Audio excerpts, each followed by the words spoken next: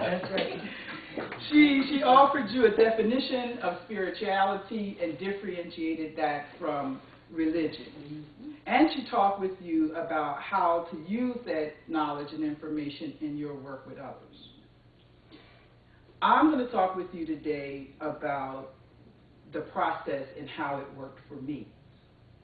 The journey that I embarked on and which did result in my recovering of my true spiritual self.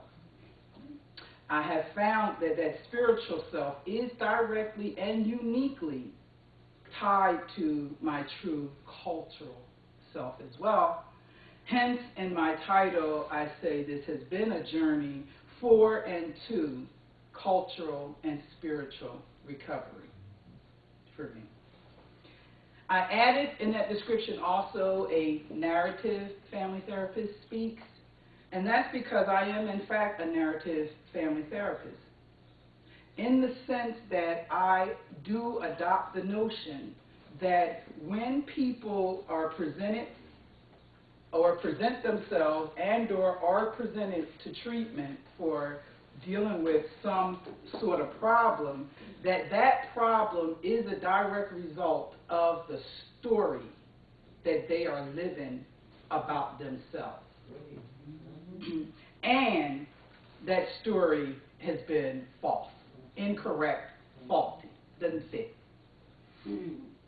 Given that general belief that narrative theorists hold about the problems that people have, we are then interested in hearing people's stories to get an understanding of where the problem is coming from. Treatment then is about the consumer or the person sharing their personal story, their narrative. And in so doing, in the sharing, the problem is revealed, and the beauty of it is the solution is actively implemented. For example, we know that when something terrible happens, when something terrible has happened, the first thing that we do in our search is to find, in our search for justice, is to find out what happened. When we find out what happened, we find out who did it, when, where, why, and how. Those questions are answered just in the telling of the story.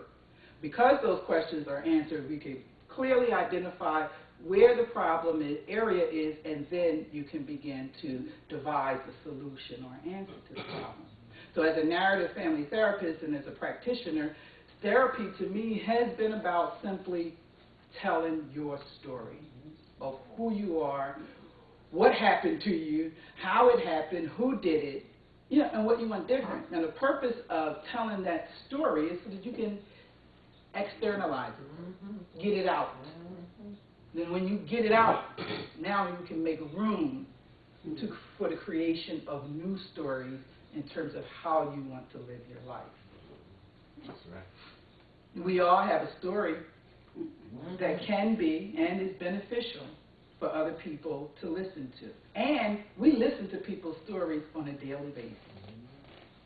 My telling of my story is a practice of expressing my spiritual self and reality. More succinctly, I say, it is living my spirituality and my spiritual purpose for being here now, in this here and now. So some things I'd like you to know about me before I sort of get into my story. I think it would be helpful to know. One, I identify myself as being multiculturally linguistic. And what that means is that linguistic, as in language, what words you choose to use to describe what you're talking about. For me, having grown up in the culture of a person of African descent, been in the school, halls of academia, there's a whole scholarship culture where we use certain words and ways of explaining stuff. I grew up in the hood.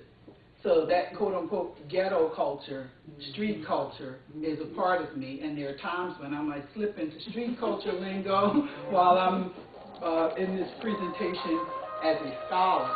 Some of you people have paid for CEUs and you're supposed to learn something. You know, and of course, can you learn something from those poor people, you know, that Dr. Sabbath identified way back then? But I'm still one of those quote-unquote poor people in that I grew up surviving in poverty, and I'm still there. I know how it happened. That will be for another story. But that's what I mean, and I will tend to draw from all of those different styles and walks of life and places that I've been in my sharing. I would also like you to know that I am passionate in all that I think about and do. My aim is to speak my truth and to do so in a way that is healthy and effective. And I will say a little bit more about that later, what that means in terms of healthy and effective. I'm also known to be intense. I need to be very intense. And I need to let you know that I may cry as I'm standing here sharing parts of my story.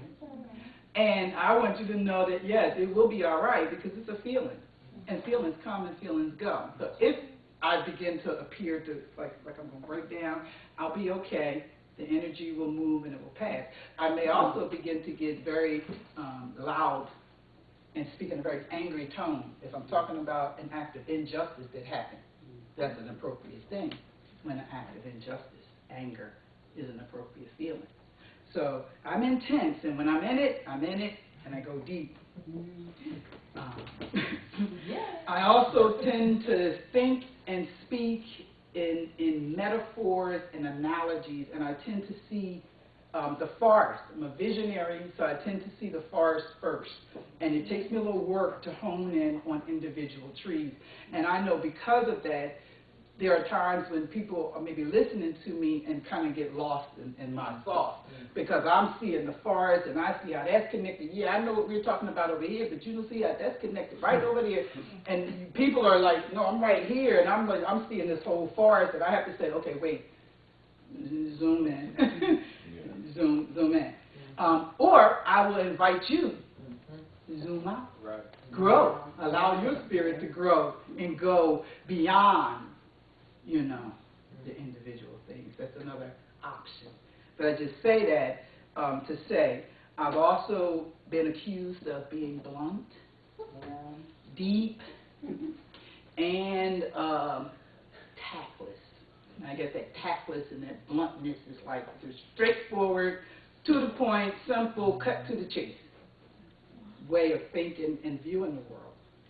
I've been described as a seer, spiritually speaking, and Dr. Sabbath was the first person who introduced me to the term truth sayer when I was a student at Bryn Mawr in her class. And I was like, oh, that's what I am. You know, but growing up, what it was labeled as was tactless, because I tended to tell the truth. And of course, you're not supposed to just tell the truth. You're supposed to clean it up and dress it up. And I'm like, but you taught me to tell the truth. And now when I tell the truth, it's like, okay, what are you doing tonight? What are you doing? So those are just some things that I think is important for you to know. I ask for your patience and your acceptance of me being me, and sharing me in the way that I am. I am me, Mama Earth. I am deeply rooted and grounded in myself as a woman of African descent, first and foremost. Me, Mama Earth, from Africa. That is who I am, and I believe who we are as well.